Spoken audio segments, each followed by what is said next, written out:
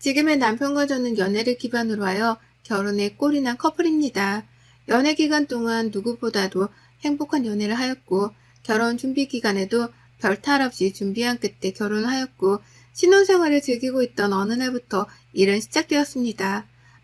아니 어쩌면 결혼 준비 기간 중에 제가 상처받았던 사건으로 인해 일은 시작되고 있었는지도 모릅니다. 갑자기 주말에 시댁 호출이 있었습니다. 매번 급 호출도 아니고 또 신혼초니까 보고 싶어서 부른다 생각하고 시댁에 갔습니다. 남편은 아들만 둘인 집안의 둘째 아들로 집안이 부자인 축에 속합니다. 경제적으로 부족함 없이 자라왔습니다. 물론 저희 집도 돈이 없는 집은 아니었지만 한 가지 좀 흠이라고 할 것은 재혼 가정입니다. 저는 스스로 흠이라고 생각하지 않지만 워낙 가부장적이고 유교 사상을 중시하며 약간 심한 정도의 꼰대의 기질이 있는 시부모님에게는 저희 집이 재혼 가정이 흠입니다. 그래서 흠이라고 설명을 드립니다. 신혼을 맞이하고 처음 시댁에 가는 것이라서 들뜬 마음으로 시댁에 가게 되었습니다. 반가운 마음으로 시댁에 도착하였는데 마침 형님이 먼저 와 계셨고 어머님과 같이 음식을 하고 계셔서 도착하자마자 음식 자만을 함께하러 주방으로 가게 되었습니다. 반가운 마음에 형님, 어머님 하면서 인사하고 애교스럽게 다가가는데 시어머니의 차가운 반응 당황스럽습니다. 예, 음식을 해야 하는데 그 손으로 할 수 있겠니? 옛날 같았으면 너 부엌에는 들어오지도 못할 상태다. 저리 가서 다른 거 해라. 신혼이기에 결혼식 이후 또 신혼여행 때 한껏 예쁘게 네일아트를 한 저의 손을 보고는 한마디 하는 시어머니에 당황스러웠습니다. 이 상황에서 형님도 고개를 푹 숙이고 아무 말도 안 하는데 저도 모르게 죄송하다는 말과 함께 손톱 깨끗이 제거할게요 어머니 라고 답변하게 되었습니다. 왠지 모르게 이렇게 답변해야 할 것 같은 분위기 숨 막히긴 했지만 워낙 깔끔함을 중시하는 시어머니라서 그럴 수도 있지 뭐 라고 생각하고 넘겼습니다. 저희 집의 분위기하고는 정말 많이 다른 시댁입니다. 여자는 부엌 일에 남자는 거실에서 TV 시청, 남자들은 절대 부엌에 들어오지 않고 손에 물 한 방울 묻히지 않는 시댁의 분위기, 첫 느낌은 달라지지 않기에 불길했습니다. 음식 잔만을 한참 동안 하고 식사를 다 같이 해야 하는 시간에 저희 시댁은 남녀 7세 부동석을 지키는 곳이었습니다. 요즘 시대에 남녀 7세 부동석이라니 사내 남 계집녀 7, 7, 해세, 아니 부, 가틀동, 자리석 이게 정말 실화인가 싶었습니다. 저보다 먼저 시댁의 분위기를 경험한 형님은 당연하다는 듯이 따로 상을 차리고 요구사항을 말하면 바로 응하는 자세까지 취하셨습니다. 처음 보는 모습에 낯설면서도 오늘만 이러는 건가? 몰래카메라인가? 별 생각을 다 했습니다. 결혼 준비할 때는 시댁에 한 번도 놀러와 본 적도 없었고 남편이 꼰대적인 성향의 마인드 또는 남녀의 차이를 가르는 행동이나 말투, 생각들을 표현한 적이 없어서 더 당황스럽습니다. 동서, 이런 집안인지 모르고 온 거야? 좀 당황하는 기색이 보여서 하는 말이야. 이런 분위기 끝에는 항상 후처치를 해주시니까 참고 적응해. 그냥 그게 속 편해. 후처치라니요? 아버님이 돈 주시잖아. 그리고 이런 거 다 알고 왔을 거라 생각했는데 부잣집 며느리가 괜히 부잣집 며느리야? 다 아는 여우인 줄 알았는데 동서 아닌가 보네? 형님의 말에 저는 충격이었습니다. 이게 무슨 상황인가 기쁜 마음을 가지고 시댁에 온 저의 마음이 싹 사라지고 있었습니다. 다 같이 모여서 가족의 밥을 먹는 의미는 같이 소통하고 대화하면서 정을 나누면서 함께하기 위함이 아닌가 싶었는데 이건 무슨 종살이 같은 느낌이 확 들면서 점점 기분이 나빠지고 표정 관리를 할 수가 없었습니다. 시아버지는 진짜 형님 말대로 집에 갈 때가 되니 돈을 주셨습니다. 남들이 받는 용돈 수준이 아닌 수표였습니다. 그런데 저는 기쁨보다는 황당스러웠습니다. 이것은 용돈이 아닌 시아버지가 며느리가 이뻐서 주는 돈이 아니라 꼭 종을 불러서 일을 시키고 대가를 주는 것 같은 분위기가 너무나도 싫었습니다. 남편은 이 와중에 잘못되었다고 생각도 전혀 못하고 저의 표정을 보면서 왜 저러는지 싶어 저에게 왔습니다. 왜 그래? 밥 잘 안 먹었지? 속이 안 좋아? 무슨 일 있어? 아니야 오빠, 이따 집에 가서 이야기하자. 저는 밥을 먹는 둥 마는 둥 하고 밥상을 바로 또 치우고 설거지를 하면서 멍한 상태였습니다. 밥 준비하고 밥상 차리고 치우고 설거지하고 이게 끝인가 싶었는데 과일상에 다과성을 준비하는 시어머니 정말 기가 막혔습니다. 하지만 참아야지라고 생각하고 옆에 아무 말 없이 일하는 형님을 따라서 준비했습니다. 시댁은 쉬러 오는 곳이 아니다. 집에서 요즘 여자들은 이런 것도 안 한다면서? 그러니 여기 와서 좀 교육을 받고 집에 가서도 몸의 습관이 배어서 남편을 잘 내조할 수 있도록 연습한다 생각하고 부지런히 배우고 움직여라. 시어머니는 저희 엄마랑 동년배인데 정말 마인드는 무슨 조선시대를 능가하는 마인드였습니다. 시댁에서의 첫 한 끼는 정말 최악의 상태였습니다. 최악의 경험을 하고 집으로 왔습니다. 오빠네 집은 왜 이래? 좀 이상한 것 같아. 남자들은 가만히 있고 여자들은 계속 종일 일만 하다가 서로 이야기도 안 하고 오는 이런 건 아니지 않아? 오빠네 집안 좀 이상해. 다른 집과는 정말 다른 분위기에 정말 말도 안 되는 분위기에 규칙이 있어. 그리고 며느리가 무슨 종이야? 일 시키고 나서 종을 부린 대가로 돈을 주시는 것도 좋게 보이진 않아. 이건 아닌 것 같아. 며느리와 자식 부모, 시부모님의 관계가 꼭 주인과 하인 관계 같이 보이고 정상적인 상황은 아닌 것 같아, 오빠. 뭐가? 난 이상하다고 생각 안 하는데 좀 예민한 거 아니야? 형수도 불만 없이 잘 지내왔는데 한번 우리 집 가서 밥 먹고 와서는 왜 그래? 그리고 아버지가 며느리들 고생했다고 돈 주는 건데 그게 뭐? 자기 좀 예민한 것 같아. 그리고 우리 집 관계가 어때서? 관계가 문제가 있었다면 이혼하거나 헤어지고 가족이라는 구성의 유지에 문제가 생겼지. 남편은 계속 그런 집안에서 자라왔기에 하나도 이상하다고 생각하지 않았습니다. 계속 말해봤자 싸움만 될 것 같았습니다. 그리고 말 속에 저의 재혼 과정에 대한 공격이 있는 것 같아서 제 상처가 건드려지는 것 같아 대화를 그만했습니다. 네가 이상한 거다. 네가 이상한 가정에서 생활을 했으니까 지금을 이해 못하는 것이다. 받아들으라는 메시지를 계속해서 보내는 듯한 남편. 사실 결혼 준비 중에 순탄한 게 나름 지나가긴 했지만 한 가지 점에서는 저에겐 마음의 상처의 계기가 된 것이 하나 있었습니다. 앞에서 말한 그 지금의 문제의 시초를 알리는 사건입니다. 저는 재혼 과정으로 아빠가 친아빠가 아니시기에 저와 성이 달랐습니다. 저는 이씨, 재혼한 아버지는 박씨. 그래서 결혼 전 청첩장을 만들어서 보낼 때 시댁에서 시아버지가 이 부분 때문에 난감하시고 본인 기준이 아니셨기에 따로 아버님의 전화호출로 한 소리 들었습니다. 아가 청첩장 말이다. 아버지의 성함을 친아버지 성명을 넣으면 안 되겠냐? 지인들한테 청첩장을 줄 때 네가 얼굴을 둘 수가 없다. 우리 집안이 재혼과정과 결혼한다는 건 용납할 수가 없는 일인데 100번 1000번 우리 집에서 많이 양보한 거니까 네가 좀 청첩장 혼주 성명 거는 생각 좀 해서 바꿔라. 그럼 난 이만 끊는다. 시아버지는 만나서 말도 아닌 전화로 위와 같은 부분에 대해서 말씀하셨는데 거의 통보식이었습니다. 결국 저는 시아버지의 요청대로 현재의 아버지 성함이 아닌 이혼한 저의 친아버지 성함을 넣고 청첩장을 돌리게 되었습니다. 시아버지의 요청은 수락이 되었고 시댁은 요구사항이 들어져서 좋았을지 모르지만 저희 집과 저는 상처를 받았고 정말 꾹 참고 양보를 했습니다. 저희 집 지인들은 반대로 왜 아버지 성함이 이래?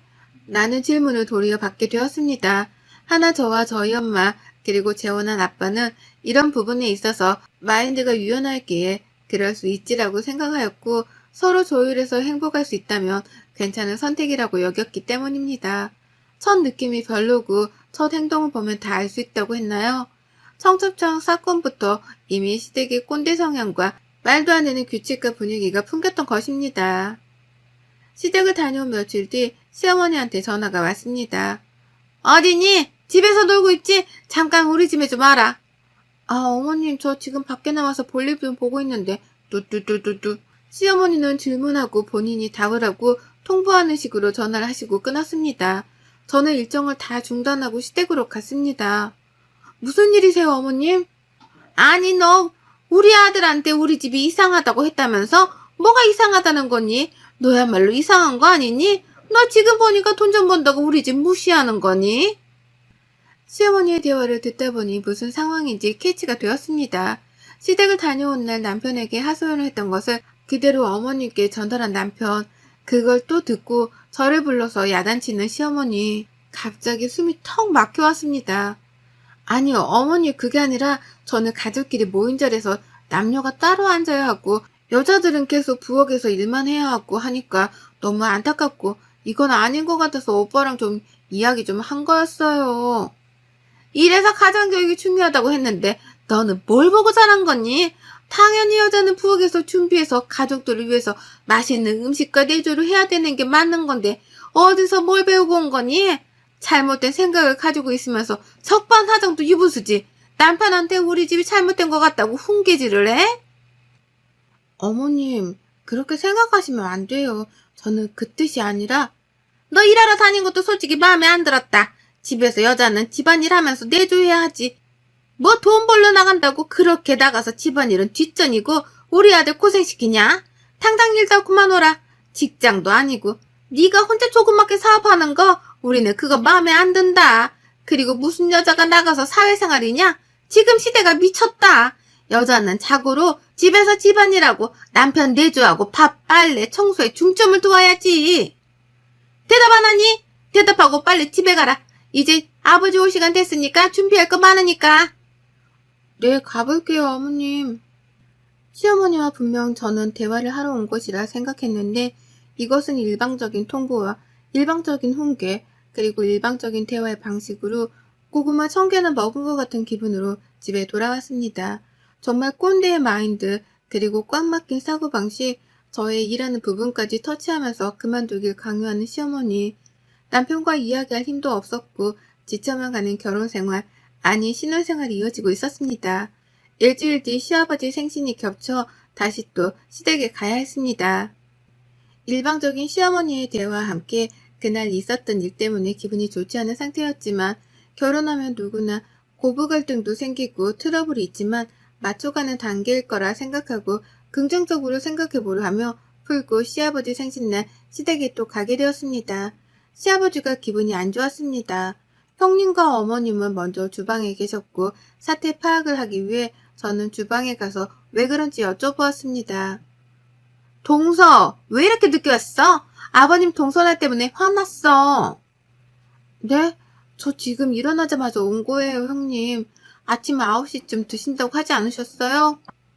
동서가 뭘 몰라서 그러는데 오늘 아버님 생신이잖아. 나는 새벽 5시에 왔어. 좀 눈치 좀 챙겨. 너는 지금 시간이 몇 시니? 꼭 이렇게 중요한 날에 늦게 와서 기분을 안 좋게 해야겠니? 정말 하나부터 열까지 마음에 안 든다. 7시 30분에 시댁에 왔는데 늦게 왔다고 눈치를 주는 형님과 잔소리하는 시어머니. 이 와중에 남편 또한 아차 싶었다면서 죄송하다고 인정하는 분위기. 시아버지는 기분이 상한 채로 방 안에서 혼자 누워있는 상황. 저는 정말 무언의 압박으로 시아버지께 찾아가서 죄송하다고 사죄할 수밖에 없었습니다. 너 오늘 무슨 날인지 알고 7시 반에 온 거냐? 정말 너 서운하다. 어른의 생일에 이렇게 늦게 오면 내가 오해를 하잖냐. 앞으로는 시간 약속 잘 지키고 절대 이런 일 없도록 해라. 네, 죄송해요, 아버님. 처음이라 그랬어요. 명심하겠습니다. 점점 이 집 분위기에 가스라이팅 당하는 것 같았습니다. 집안 교육을 잘 못 받아서 그런다. 네가 몰라서 그런다. 이렇게 일하고 나서 대가를 주지 않느냐 등등 가스라이팅이 맞음에도 불구하고 저는 점점 대응할 힘이 사라지는 것 같았습니다. 남편은 이 집에서 30년 이상 살아왔기에 뭐가 옳고 그른지조차 구분하지 못하였고 저는 이제 3개월 차의 시댁 분위기를 맛보고 저 또한 흔들리고 있는데 이 부분에 있어 친정에 말할 수도 없고 너무나 답답합니다. 이런저런 생각을 가지고 시아버지 생신상을 차리고 웬일로 다 같이 앉아서 이야기할 수 있는 시간이 생겼습니다. 시아버지가 다 같이 앉아보길 명했기 때문입니다. 내가 지금 할 말이 있어서 다 모이라고 했다. 내가 할 말은 이번에 태양광 사업을 좀 하게 되었는데 너네들 각자 이름으로 하나씩 줄 건데 첫째는 첫째니까 5개, 너네는 둘째니까 1개씩, 그리고 우리 막내딸은 막내니까 3개로 정했다. 불만 가지지 말고 항상 강조하는 건 장유유서이다. 첫째가 잘 돼야 밑이 잘 되고 막내는 또 막내니까 챙겨주면서 케어해야 한다. 알겠냐? 시아버지의 일방적인 통보, 남이 봤을 땐 한 개라도 갑자기 떨어지는 사업인데 감사해야지라고 생각하겠지만 저는 이 나눠주는 사업의 개수에 화가 난다라기보다는 시아버지의 마인드입니다. 무슨 말도 안 되는 첫째와 막내 챙김과 둘째의 배분입니까? 이런 식으로 배분한다면 형제 간의 우애가 아닌 질투와 차별로 인한 갈등을 조장하는 것이라 생각했습니다. 정말 말도 안 되는 배분에 할 말을 잃었습니다. 넋이 나간 채로 부엌으로 향해서 다과를 준비하라는 시어머니의 말에 준비를 했는데 시어머니의 다음 말이 저를 더 충격 속으로 빠지게 만들었습니다. 아가, 너 피임해라 당분간. 네? 피임이요? 무슨 소리세요? 아까 아버지 말 들었지? 장유유서 중시하시는 거. 그리고 항상 형이 먼저 과업을 달성하고 동생이 달성해야 순리대로 흘러가는 거야. 그러니까 형이 먼저 아기를 가지기 전에는 너네가 먼저 가져서는 안 돼. 알겠냐?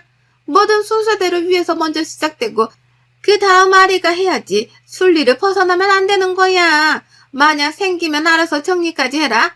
성인이면 그 정도는 알아서 할 수 있지. 형님네가 결혼을 1년 정도 먼저 하셨는데 아직 아이가 생기지 않나 준비 중이신 상태였는데 저희가 먼저 아기가 생기는 것은 있어서는 안 되는 일이라면서 피임을 요구하는 시어머니. 시댁에서도 임신 순번제를 강요하다니 정말 말이 안 나왔습니다. 임신 순번제는 직장에서나 일어나는 일이라고 생각했는데 시댁에서 임신 순번제라니 그것도 안 생기는데 가지라고 강요하는 순번제가 아닌 가지지 말라고 강요하더니 이런 상황 속에서도 상대방이 납득할 시간조차 주지 않고 본인의 생각을 통보하고 그 통보에 동의하라는 대답을 강요하는 시어머니. 갑자기 숨이 막혀오는 황당함 속에서 대답을 했습니다. 남편에게 의지하고 털어놓을 수밖에 없는 상황인데 남편이 이 상황을 털어놓으면 놓을수록 제가 시어머니와 본인과의 관계를 멀어지게 하려 한다고 생각합니다. 엄마는 다 생각해서 하시는 말이지. 우리가 먼저 임신하면 형도 좀 그렇지. 그리고 형이 먼저 하고 동생이 다음이지. 여보, 진짜 몰라도 너무 모른다. 그리고 너무 예민해. 우리 다 잘 되려고 하는 소리잖아.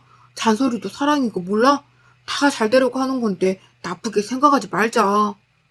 연속적으로 시댁의 충격적인 분위기를 경험하고 우울하고 답답한 상황 속에서 남편조차 제대로 된 가스라이팅의 사고를 가지고 저를 설득하는 상황. 내가 지금 결혼을 한 것인가 아니면 꼰대 성향의 집에 들어가서 살고 있는 종인 건가 현실 구분이 안 되었습니다. 갑자기 결혼을 한 것이 후회도 되면서 어떻게 풀어나가야 할지 막막했습니다. 그런데 마침 그 시간 시아버지의 전화벨이 울렸습니다. 전화를 받으려는데 끊겨서 다시 전화를 했습니다. 여보세요? 아버님, 저 둘째예요. 전화하셨는데 제가 받으려고 하니까 끊어지더라고요. 네, 둘째요? 누구세요? 누구신지? 아니, 아버님, 저 둘째 며느리예요. 왜 그러세요? 장난치시는 거예요? 놀랬어요, 아버님. 아, 둘째 며느리? 제가 며느리가 있었던가요?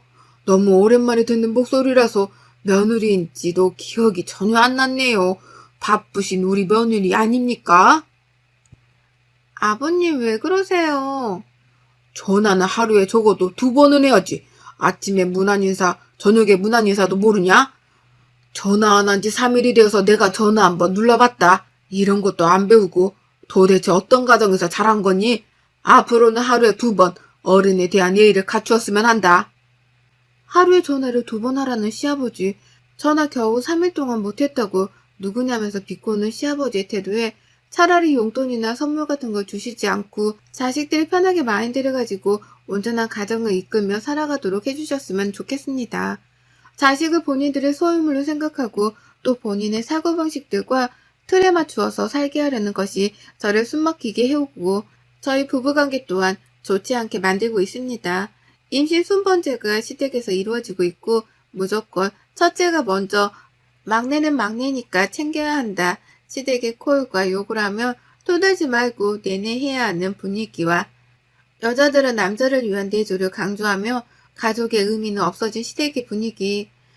앞으로 아이를 낳고 이런 분위기를 자연스럽게 흡수시키게 될 것을 생각하니 너무나도 끔찍하고 답답해져만 갔습니다.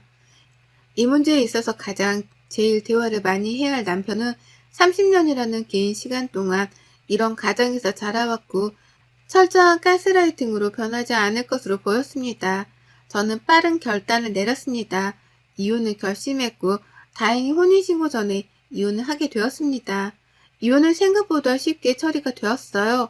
하지만 이후에 너 때문에 가문의 명예훼손이니 뭐니 계속해서 찾아오는 시부모님 때문에 저의 삶은 힘든 순간들도 있었지만 그래도 끝이 보이니 참을 수 있었습니다. 선하게 그리고 격식을 갖추는 것이 먼저 선하게 격식을 갖추는 사람에게나 허용되고 통하는 것이라는 것을 알게 되었습니다. 그리고 짧은 결혼 생활이었지만 시부모님의 약점을 알게 된 저는 그 약점을 터뜨리기로 했습니다. 바로 체면입니다. 제가 짧게나마 유지해온 결혼 생활을 시부모님의 회사와 지인에게 폭로했습니다. 폭로 전에도 이미 가문의 명예훼손이니 어쩌니 하면서 찾아와 협박한 것에 비하면 제가 한 것은 세 발의 피였습니다. 체면망신을 시키자라고 생각하니 제 속은 사이다처럼 시원했고 체면망신에 있어서 시댁은 지렁이를 밟으면 꿈틀듯이 극한 반응을 보이며 분노를 표출했습니다. 어디에서 근본도 없는 년이 들어와서 우리 집안을 망신시켜? 너 가만두지 않겠어. 우리 가문에 쪽을 줘 감히? 어머님, 아니 아주머니, 평생을 본인이 살아온 규칙, 규범, 정의가 맞다고 살아오셔서 잘 모르시겠지만 그쪽 가정은 정상이 아닙니다. 아주 짧은 시간이나마 대개 가정에서 경험한 시간들은 정말 끔찍했습니다. 반성은 바라지도 않고 잘못되었다는 걸 조금이나마 아시길 기도해 봅니다. 짧은 결혼 생활이었지만 그 기간 동안 제가 잘못 살아온 것일까요? 너무 제가 자유분방했나? 우리 집의 교육이 잘못되었나 착각했었지만 제가 그 착각의 늪에 들어가서 허우적댔던 것이라는 것을 알게 되었습니다. 이혼의 선택에 후회가 없고 저는 제 자신을 사랑하며 저를 사랑하는 만큼 남을 사랑하며 저의 자유를 추구하듯 남의 자유도 존중하며 살아가고 있습니다. 결혼 생활은 서로 다른 환경 속에서 자란 사람들끼리 만나서 다시 또 다른 환경의 가정을 만들어가는 과정인데 서로가 돕고 맞춰가며 소통하여야 합니다. 끔찍하고도 비정상적인 꼰대 시댁에서 벗어날 수 있어서 너무나도 행복합니다. 여러분의 생각은 댓글로 남겨주세요. 오늘도 시청해 주셔서 정말 감사합니다.